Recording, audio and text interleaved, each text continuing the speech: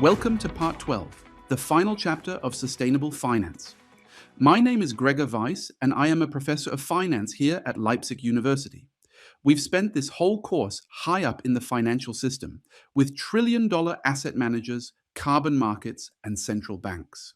Now, for our last topic, we come all the way down to earth, to the individual human being, the smallholder farmer, the market trader, the family living on a few dollars a day.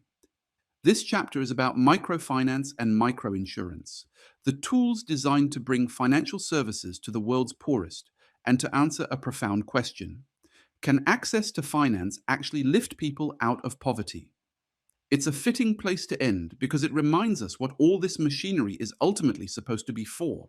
This is topic 12 of 12, our final destination. In a sense, this chapter closes a circle.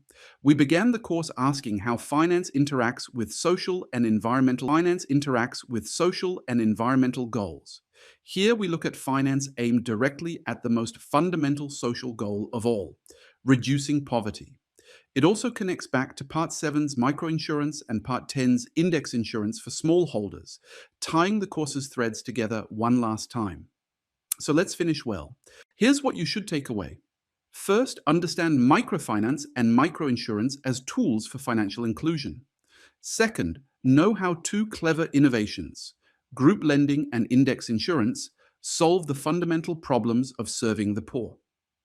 Third, and this is where we'll be rigorous, critically assess the evidence from randomized controlled trials on whether these tools actually reduce poverty. And fourth, see how mobile money and digital finance are now reshaping inclusion, perhaps more powerfully than microcredit ever did. Along the way, you'll meet some of the most celebrated and most sobering research in all of development economics. 3 questions guide us. First, can access to finance genuinely lift people out of poverty? Second, why is it so hard to insure the poor? And third, is digital finance the real breakthrough or a new source of risk? Hold on to that first question especially because microfinance was sold to the world as nothing less than a cure for poverty.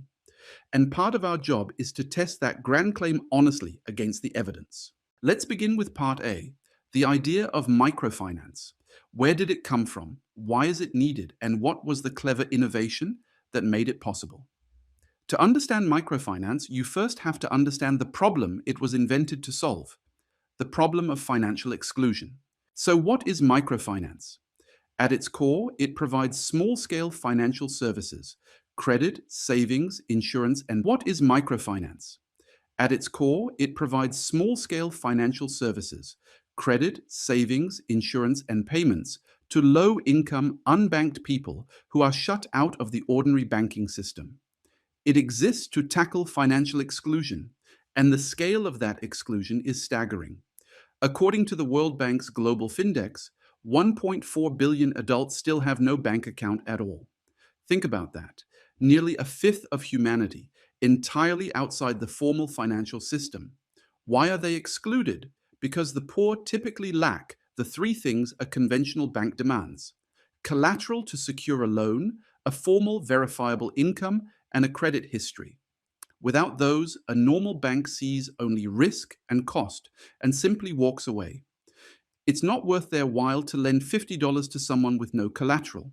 So microfinance is best understood not as one product, but as a set of innovations designed to lend to and insure people exactly where normal finance cannot.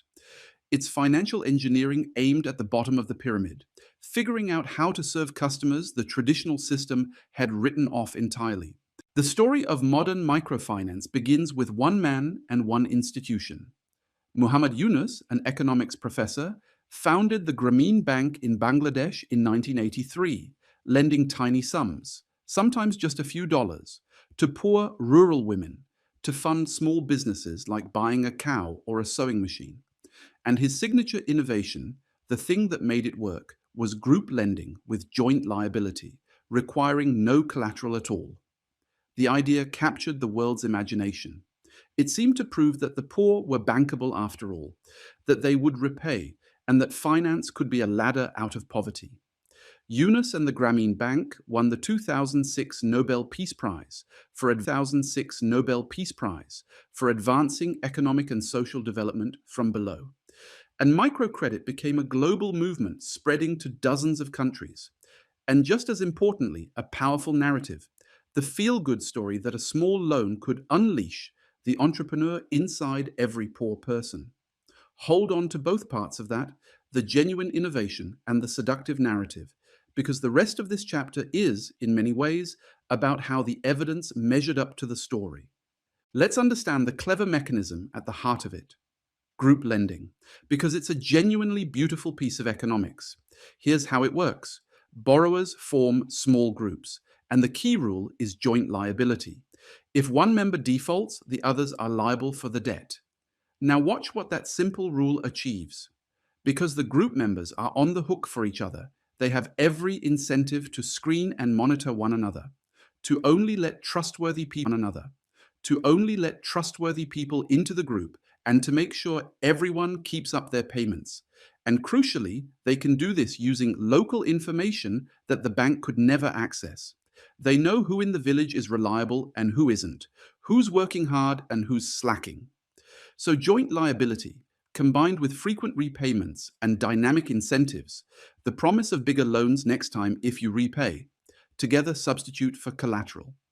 The group's social ties become the security for the loan. Economists call this social collateral, and it's a clever fix for the two classic problems that make lending to the poor so hard. Adverse selection, the bank can't tell good borrowers from bad, and moral hazard, the bank can't ensure the borrower behaves. Group lending outsources both problems to the community, which is far better placed to solve them.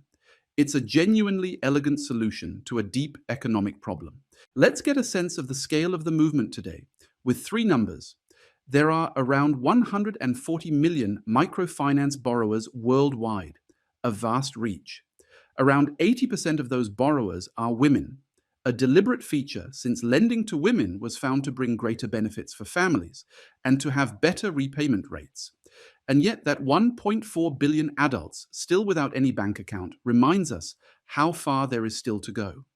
So the picture is one of both enormous achievement and enormous unfinished business. Microfinance has reached well over 100 million people, overwhelmingly women, a genuine accomplishment.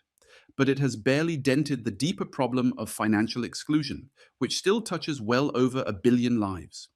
Keep both of those truths in mind, real scale and yet a mountain still to climb. Finally, a crucial reframing for the rest of the chapter. We tend to say microfinance and think only of microcredit, small loans. But the modern microfinance family is much broader, and this matters enormously. There's microcredit, small working capital loans, the classic product. There's micro savings, safe, small deposit accounts, a place to store money securely. There's microinsurance, cover for health, weather, and life, which we'll spend a whole section on. And there are payments and mobile money, transfers and digital wallets. Why does this breadth matter so much? Because, as the evidence will show, the world fell in love with microcredit, with lending, and largely overlooked the others. Yet it may well turn out that savings, insurance, and payments do more good for the poor than credit ever did.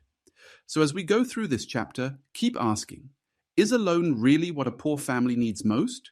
Or is it a safe place to save, protection against disaster, or a cheap way to send money? That question will reshape how you think about financial inclusion entirely. Let's recap. Microfinance is a set of innovations to bring financial services to the 1.4 billion unbanked, who lack the collateral, income, and credit history that normal banks demand. It began with Yunus and the Grameen Bank, whose innovation, group lending with joint liability, cleverly uses social collateral to solve the adverse selection and moral hazard problems. It now reaches around 140 million borrowers, mostly women. And crucially, it's a whole family of products: credit, savings, insurance, payments, not just loans. In the next video, we put the grand promise to the test. Does microfinance actually work? See you there.